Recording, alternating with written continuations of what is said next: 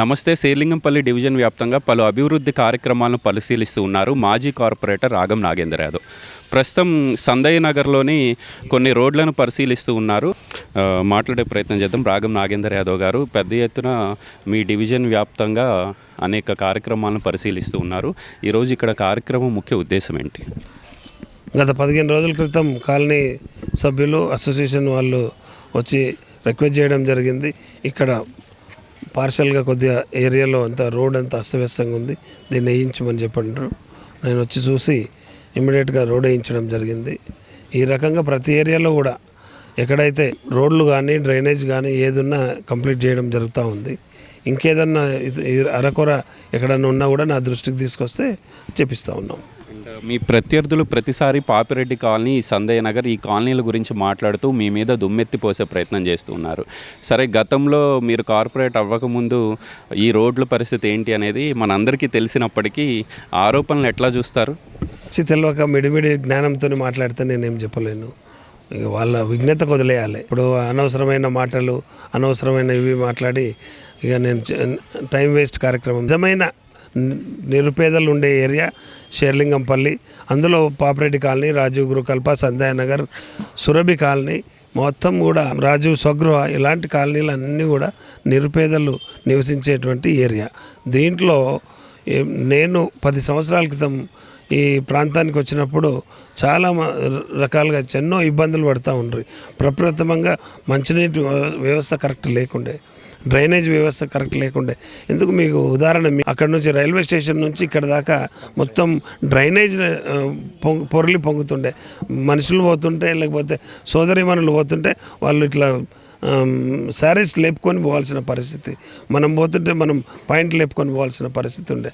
అట్లాంటి తరుణంలో నేను వచ్చిన తర్వాత ఎక్కడిదక్కడ ఈ డ్రైనేజ్ వ్యవస్థను అరికట్టి వాటిని ఆధునీకరణగా 15 సంవత్సరాలు 20 సంవత్సరాల వరకు కూడా ఎలాంటి ఇబ్బంది కలగకుండా నేను ఆ డ్రైనేజ్ వ్యవస్థను పునరుద్ధరించడం జరిగింది. అదే రకంగా మంచినీటి వ్యవస్థ ఈరోజు 3rd ఫ్లోర్కి కూడా ప్రెజర్ వచ్చే రకంగా ప్రెజర్ పంపులు పెట్టి, బూస్టర్లు పెట్టి నేను ఈరోజు మంచినీళ్ళు ఇవ్వడం జరుగుతూ ఉంది. అదే రకంగా రోడ్లు ప్రతి గల్లీలో సీసీ రోడ్లు వేయించినాం. ఇక సీసీ రోడ్లు వేయించి 10 సంవత్సరాలు అయింది. ఇది చూడండి, మళ్ళీ తవ్వుకుంటూ ఉండరు, కొద్దిగా డ్యామేజ్ అవుతూ ఉంది. ఇదంతా నిరంతర ప్రక్రియలో భాగం. ఇది దాన్నే దృష్టిలో పెట్టుకొని ఇక్కడ ఉన్న వాళ్ళందరూ కూడా నిరుపేద కుటుంబీకులు ఉండరు. కాబట్టి నాకు ఒక ఆలోచన వచ్చింది. ఈ ప్రాంతంలో ఇక్కడ స్కూల్ లేదు. నేను పాదయాత్రకు వచ్చినప్పుడు పిల్లలందరూ, చిన్నపిల్లలు ఇక్కడ ఆడుతూ ఉండరు. ఎందుకు స్కూల్ పోలేరా అంటే, లేదు మాకు స్కూల్ లేదు ఇక్కడ అన్నారు. స్కూల్ ఎందుకు లేదు, అది దూరం ఉంది, ఆడ ఉంది కదా అంటే దూరం ఉంది అన్నాడు. వాళ్ళకి దగ్గరలో ఒక 50 లక్షల రూపాయలు వెచ్చించి, నా సొంత నిధులు, ఎవరి ఇది కాకుండా నా సొంత నిధులు వెచ్చించి ఇక్కడ స్కూల్ కట్టియడం జరిగింది. G+1 8 రూమ్స్ కట్టియడం జరిగింది. అదే రకంగా ఇక్కడ ఉన్నటువంటి వాళ్ళంతా రాజీవ్ గృహకల్ప కానీ ఈ ప్రాంతంలో ఉన్నటువంటి మహిళల గురించి సైంట్ స్వచ్ఛంద సంస్థతో మాట్లాడి 3.5 కోట్ల రూపాయలు వెచ్చించి నేను అక్కడ వాళ్ళకి ట్రైనింగ్ ఇప్పించడం జరుగుతూ ఉంది. కుట్టు శిక్షణ కేంద్రం, computer, bakery making, beauty parlour, ఇట్లాంటి శిక్షణా కేంద్రం 2000 మందికి ఇప్పించినాం ఈ చుట్టుప్రక్కల ప్రాంతాల ఉన్నటువంటి మహిళల గురించి. ఈ రకంగా మన ప్రాంత ప్రజలకు ఏ రకంగా మనం శ్రద్ధతో పనిచేయాలి, వాళ్ళకి ఏ రకంగా మనం చేదోడు వాదోడుగా ఉండి మనం పనిచేయాలనేది వాళ్ళ మనసులో ఉండాలి సంకల్పం. అంతేగాని ఈరోజు ఏదో అవకాశం వచ్చింది, ఏదో ఎలక్షన్ వస్తున్నట్టుంది అని చెప్పేసి 2 నెలల ముందు వచ్చేసి ఈ 10 సంవత్సరాల్లో ఎవరెవరు ఎక్కడుండో మీ అందరికీ తెలుసు. నేను ఎవరి గురించి నేను మాట్లాడాల్సిన అవసరం లేదు. అందరు నా సోదరులే అనుకొని నేను ముందుకు వెళ్తూ ఉంటాను.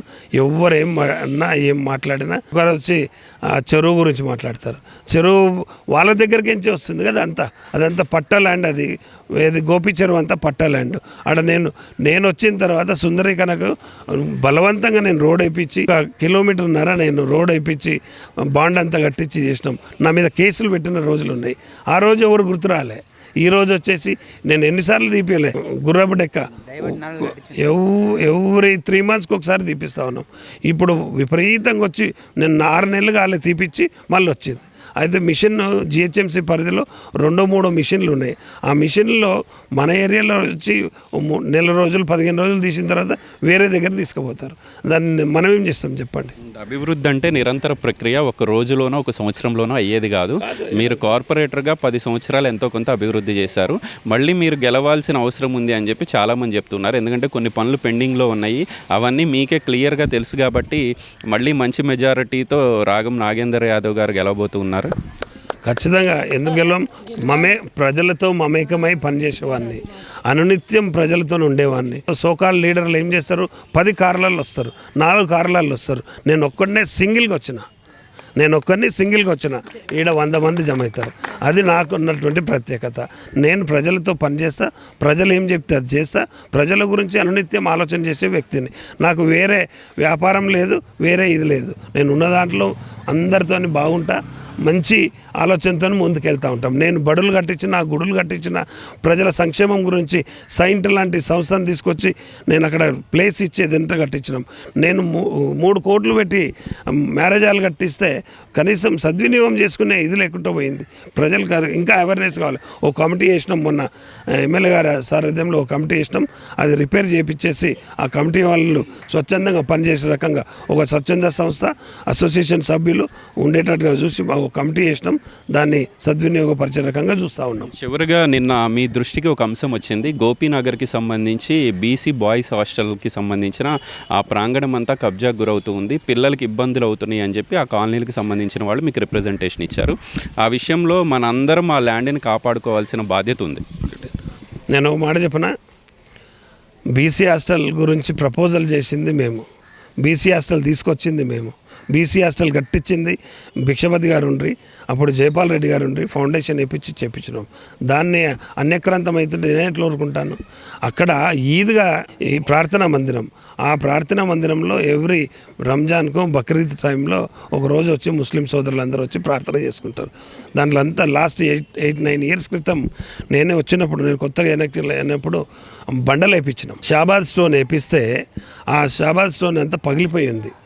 వాళ్ళందరూ వచ్చేసి రిక్వెస్ట్ చేస్తే సీసీ కాంక్రీట్, ఇది సిమెంట్ కాంక్రీట్ వేపియాలి బాగుంటుందంటే అక్కడికి ఎస్టిమేషన్ వేయించి 15 రోజుల్లో 49 లక్షలు టెండర్ పిలిపించి నేను అది శాంక్షన్ చేయించి పని ప్రారంభించినాం. ఆ బండలన్నీ తీసి ఒక కుప్పేసిండ్రు.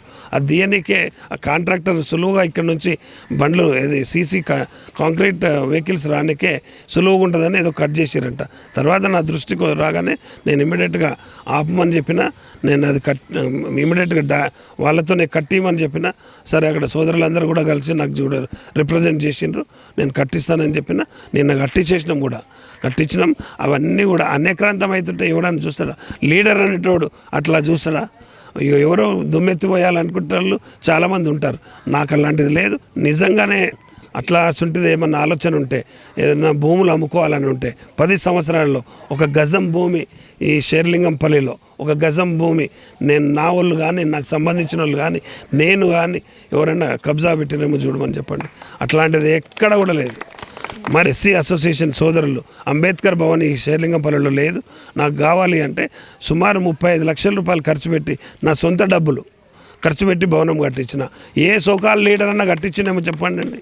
అట్లనే నాయి బ్రాహ్మణ సోదరులు వచ్చి నన్ను అడిగితే నేను ఒక ఆడ 25-30 లక్షల రూపాయలు పెట్టి వాళ్ళకి భవనం కట్టించిన. మరి youth association, Bapunagar youth association వాళ్ళు వచ్చి నన్ను అడిగితే డబుల్ స్టేర్ బిల్డింగ్ కట్టించిన. కార్పొరేట్ ఆఫీస్ లాగా ఉంది ఈరోజు. అట్లా మనం నా సొంత డబ్బులు పెట్టి కట్టించినాం. అది గవర్నమెంట్ ఫండ్ కాదు, ఇది కాదు. ఆ రకంగా ప్రజలతో మమేకమై పనిచేస్తున్నాం. ప్రజల అవసరాలను బట్టి మనం చేస్తాం. కాబట్టి నాకంతా కూడా ప్రజలే నాకు అండ. ఇట్లాంటి నాయకులు వస్తూ ఉంటారు, పోతూ ఉంటారు. వాళ్ళందరికీ దండం పెట్టి పంపించే కార్యక్రమమే ఉంటుంది. ఏముంటుంది? రాబోయే రోజుల్లో చాలా అడగాల్సి ఉంది. రాబోయే కార్యక్రమాల్లో మీతో మళ్ళీ మాట్లాడే ప్రయత్నం చేస్తాం. కొంతమంది కాలనీ వాసులు ఉన్నారు, వాళ్ళతో మాట్లాడే ప్రయత్నం చేద్దాం. ఈ అండర్ గ్రౌండ్ డ్రైనేజీ అనేది కొంత మెరుగుపడినట్టుగా కనపడుతూ ఉంది. ఇంకా చాలా చేయాల్సిన అవసరం ఉంది. 100% మీరు చెప్పింది నిజమండి. అది అధికారుల లోపం వల్ల అక్కడ బ్రిడ్జ్ ఏర్పాటు చేశారు. రాజకీయ ఒత్తిడి అనుకుందాం, అది సరైన ప్రాంతం కాదు. అది అటుపక్క వర్షం పడి నిలుస్తుంది, ఇటుపక్క డ్రైనేజ్ మ్యాన్హోల్ ఉంది. సో 2 నిలుస్తాయి కాబట్టి చేసే వర్కర్లు కూడా సరిగ్గా చేయలేదు. లక్షల రూపాయలు తీసుకుని అప్పట్లో 15 ఏళ్ళ కిందట. సో సమస్య అధికారుల లోపం అది. సో ఎన్నిసార్లు వర్షం పడ్డా ఖచ్చితంగా అది నిండుతుంది. నాగేంద్రనగర్ ఎన్నిసార్లు మిషన్లు పెట్టి తీసిండ్రు. మధ్యలో కొంతమంది వచ్చి షో చేయడం కోసం సమస్య ఏంది శాశ్వతంగా పరిష్కరించాలి. నాగేంద్రని ఏమన్నా రైల్వే జీఎం వాళ్ళతో పిలిచి మాట్లాడి ఎట్లా చేద్దాం, వేరే దగ్గర ఏమన్నా అవకాశం అయితే క్లోజ్ చేసే ప్రయత్నం కూడా చేసిండు. 2-3 సార్లు వచ్చి మిషన్లు పెట్టి తీపిచ్చేస్తుంటే దుమ్మెత్తిపోయి అవకాశం తీసుకుంటుంది అంతే. రాజకీయ పద్ధతులు ఏం చేస్తారు, అవకాశం ఉంటే దుమ్మెత్తిపోతామని చెప్పి అది ఇప్పుడు వాళ్ళకు కూడా అర్థమైపోయింది. సమస్య శాశ్వతంగా చేయాలంటే అక్కడ నుంచి తొలగించాలి, లేదంటే వర్షం పడ్డ ప్రతిసారి మిషన్ పెట్టి దాన్ని తీయాలి. నాగేంద్రన్న గతంలో ఎన్నిసార్లు ఆ విషయం పరిశీలన తీసుకొచ్చిండు, పర్యవేక్షణ కూడా చేసిండు కదా. సో ఇది అధికారుల నిర్లక్ష్యమే. ఇది నాగేంద్రన్న ఏం చేస్తారు చెప్పండి. ఆయన మన మంత్రులు లేదు కదా, ఇట్లా అనగానే మొత్తం వాటర్ లేదు కదా, మానవ ప్రయత్నం చేసిన ఆయన. సో వాళ్ళు కూడా అదే చేస్తున్నారు, ఎవరు చేసినా మంచిదే, కానీ దాన్ని రాజకీయ దుర్దేశంగా వాడుకోవద్దు అనేది మొన్న గంటా వార్పు కార్యక్రమం చేసిండ్రు. ఆయన అనుభవం ఏమో ఎంత నాకు తెలియదు, నేను ఇక్కడ 40 ఏళ్ళ నుంచి ఉంటా, ఇప్పుడు చూడలేదు ఆయనని. గంట వార్పు లక్ష రూపాయలు ఖర్చు పెట్టండేమో. ఆ ఇష్యూ చెప్పింది నేను. సాకల్ చెరువు దగ్గర సాకల్ చెరువులో పోవాల్సిన నీళ్లు బ్లాక్ అయి చెత్త పడలేదు, బ్లాక్ అయిపోయింది. అన్న ఎన్నో లక్షల రూపాయలు పెట్టి ఆ డ్రైనేజ్ వాటర్ బయటకు పోనికి నిర్మాణం చేసిండ్రు. దాన్ని చెత్త అడ్డుకుంది, ఇది తొలగించని చెప్పి వీడియో పెట్టిన ఒక 2 days బ్యాక్. ఒక పిల్లగాడు ఉంటాడు, ఆయన పేరు చెప్పొద్దు, ఆయన చెప్పినట్టుండి ఆడ 1 రూపాయలు ఖర్చు పెట్టి పబ్లిసిటీ స్టంట్ చేసిండు. 5,000 ఖర్చు పెట్టి లేవు కాబట్టి చేయించలేవు. 5,000 రూపాయలు ఉంటే ఖచ్చితంగా అది చెత్త తీస్తే చెల్లకపోవు నీళ్ళు. ఇదంతా ఇక డబ్బులు ఉన్నాయని చెప్పి షార్ట్ టైంలో ఇవన్నీ ప్రయత్నాలు చేస్తున్నారు. ప్రజలు విజ్ఞులు నిర్ణయం సమస్యలు ఉన్నాయండి, ఎందుకంటే అభివృద్ధి అనేది నిరంతర ప్రక్రియ. మిమ్మల్ని అందరూ వచ్చి అడుగుతూ ఉన్నారు, ఇంకా సమస్యలు తీరాలంటే మళ్ళీ రాగం గారు రావాల్సిన అవసరం ఉందని మీ అభిప్రాయమా? తప్పకుండా సార్, 100కి 100 రూపాయలు రాగం గారే వస్తున్నారు, రావాలి కదా సార్, వస్తున్నారు. రాగం గారిని తెస్తున్నాం మళ్ళీ మేము. ఎందుకంటే 24 గంటలు 24 hours అర్ధరాత్రి లేదు, అపరాత్రి లేదు, ఎటువంటి సమస్య ఉంది అని చెప్పినా రెస్పాండ్ అయ్యే మనిషి మాకు కావాలి కదా సార్. గుళ్ళేంటి, బళ్ళేంటి, కాలనీ డెవలప్మెంట్ ఏంటి, యూజీడీ లైన్స్ ఏంటి, సీసీ రోడ్స్ ఏంటి, ఇట్లాగా ప్రతి అది మాత్రమే కాకుండా ఇప్పుడు కూడా జయ గారు కూడా ఇప్పుడు ఏదో సమస్య మీద వచ్చింది, అట్లాగా పర్సనల్ విషయాలు సమస్యలు కూడా మాకు ఆయన ఎప్పుడు అనునిత్యం అందుబాటులో ఉంటున్నారు. కాబట్టి ఖచ్చితంగా మేము అటువంటి నాయకుడినే కోరుకుంటాము, ఆ నాయకుడిని తీసుకొస్తాము కూడా మళ్ళీ. నిజంగా నాగేంద్రన్న వచ్చినాక 10 సంవత్సరాల క్రితం అయితే చాలా వరస్ట్గా ఉంది. ఈరోజు ప్రతి ఒక్కళ్ళు ఇల్లు కట్టుకొని ఇంత హ్యాపీగా ఉండాలంటే అది నాగేంద్రన్న దయ వల్లే. ఈరోజు స్కూల్ పిల్లలు నిజంగా ఆయన చెప్పినట్టు ఇక్కడి నుంచి అక్కడికి నడుచుకోవటానికి వెళ్ళి నిజంగా విద్య లేదు. అలాంటి మూమెంట్లో ఆయన ఇక్కడ స్కూల్ పెట్టించి ఇంతమందికి చదువు చెప్పిస్తున్నాడంటే నిజంగా ఆయన దేవుడే.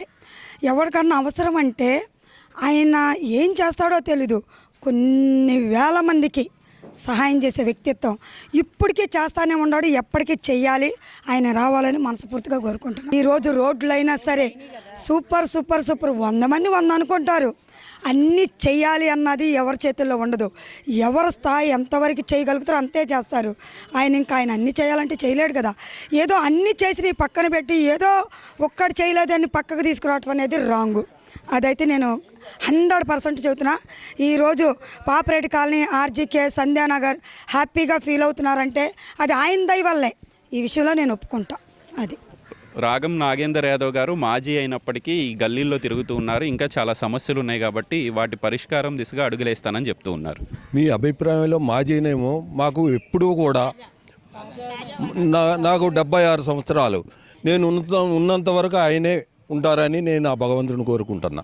ఎందుకనండి, గుడి కానీ బళ్ళు కానీ కట్టించడంలో ఏ రాజకీయ నాయకుడు ఈరోజు ముందుకు వచ్చే సొంత నిధులతో కట్టించిన వ్యక్తి ఎవరూ లేరు నాకు తెలిసిన వరకు, నా చిన్న జీవితం నాది.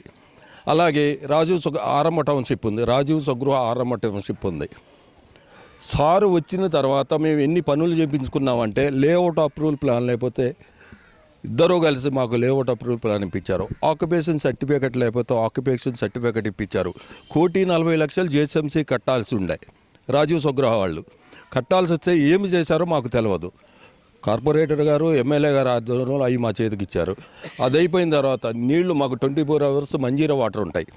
సార్ మాకు మంజీరా వాటర్ ఉన్నాయండి, ఒక బోర్ అయిపోయింది, నీళ్లు ఫెయిల్ అయితే మంజీరా నీళ్లు 3 రోజులు ఫెయిల్ అయితే ముడిగడుకొని కూడా నీళ్ళు ఇవ్వండి అంటే అప్పటికప్పుడు ఇమీడియట్గా బోర్ శాంక్షన్ చెప్పి బోర్ వేయించి మోటార్ వేయించారు. ఇలాంటి ఎన్నో స్ట్రీట్ లైట్లు కానీ స్ట్రీట్ లైట్లు రాజీవ్ స్వగృహ వాళ్ళు 2010లో మా హ్యాండ్ ఓవర్ చేశారు. అప్పుడు పెట్టిన స్ట్రీట్ లైట్ ఇప్పుడు వరకు ఉంటాయా? మేము మీ పాపిరెడ్డి కాలనీ లాగా మాది మిడిల్ క్లాసు, ఏదో గ్రేటర్ కమ్యూనిటీ అనే పేరే ఒకటే కానీ మిడిల్ క్లాస్ మేము కూడా. అలాంటి దానికి స్ట్రీట్ లైట్ మొత్తం ఎల్ఈడి బల్బులు పెట్టించారు. అలాగే సీసీ కెమెరాలు పెట్టించారు. అలాగే పార్కు డెవలప్ చేశారు. వాకింగ్ ట్రాకు, జిమ్ము, ఇలాంటివి అసలు చెప్పుకుంటూ పోతే చాలా ఉన్నాయ్యా. రెండోది, ఎవరైనా పేద పిల్లలు ఉన్నారు స్కూలుకి పంపించాలంటే వాళ్ళు పేదవాళ్ళు ఉన్నారు, ఏదో చూసి చూడనట్టు ప్రైవేటు స్కూల్లో కూడా వెళ్ళినా వాళ్ళకి ఒక లెటర్ రాసి ఇచ్చి, ఇదిగో ఇంత పేద పిల్లలు ఉన్నారు వాళ్ళకి ఇంత సాయం చేయండి అని చేసే మహానుభావులు వాళ్ళు. మహానుభావులు నాకన్నా చిన్న వయసు అయినా నేను మహానుభావుని కింద లెక్కేసుకున్నా. అదండి. ఇంకా కొన్ని సమస్యలు ఉన్నట్టున్నాయి, రాగం గారి దృష్టికి మీరు తీసుకెళ్తూ ఉన్నారు, ఏం చెప్తారమ్మా? నమస్తే అండి, నా పేరు సౌజన్య. మేము అన్న దృష్టికి తీసుకెళ్లాల్సిన అవసరం లేదండి. మేము చెప్పేలోపే అన్న ఆ ప్రాబ్లం సాల్వ్ చేస్తున్నాడు. ఇక అట్లాంటి అన్న మాకు మళ్ళీ రాబోయే కాలంలో ఖచ్చితంగా మా అన్ననే గెలుస్తాడు. కాలనీ అంటే గతంలో చిన్న చూపు ఉండేది, ఇప్పుడు అభివృద్ధిలో పరుగులు పెడుతూ ఉంది కాబట్టి అన్ని కార్పొరేటరే చేయలేరు. ఇప్పుడు జనాలు కూడా కొంత అవగాహనతో మెలగాల్సిన అవసరం ఉంది, ఎక్కడ పడితే అక్కడ చెత్త పడేయకుండా. ఎందుకంటే ప్రత్యర్థులు ఎక్కడ చెత్త కనిపించినా చీమ చెట్టుకుమన్నా కార్పొరేటర్ గారి పేరు చెప్తున్నారు కాబట్టి జనాలు కూడా కొంత అవగాహనతో మెలగాల్సిన అవసరం ఉంది. వీడియో జర్నలిస్ట్ హరి యాదవ్తో గోపికృష్ణ, న్యూస్ 16, శేర్లింగంపల్లి నుంచి.